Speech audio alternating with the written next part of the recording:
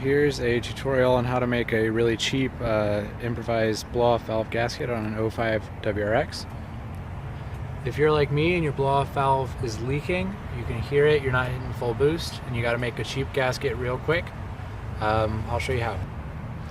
So first you're going to take off your blow-off valve. There are two 12mm bolts right there and a little gasket that goes behind it. You need to keep that gasket, make sure it doesn't fall down. So with the blow-off valve off, you'll pull out your gasket, which is very brittle. You're going to take this and you're going to trace it. Go to Home Depot, get yourself a sheet of craft foam for 33 cents.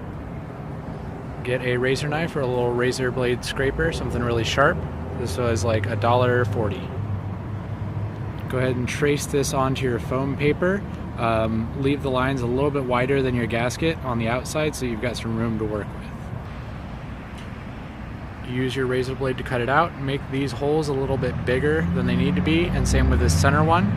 And you'll see it lines up perfectly with this one, a little bit of overlap. Next, you're going to slide this down behind there. I like to put both the bolts through first and then bolt it onto there. Make sure you don't cross thread the bolts because the intercooler is aluminum and it will strip really easily.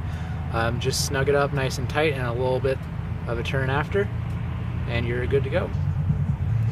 So with your gasket in there, you want to drive on it for a couple of miles and then just tighten it up a little bit more because it will compress and melt a tiny bit with the heat.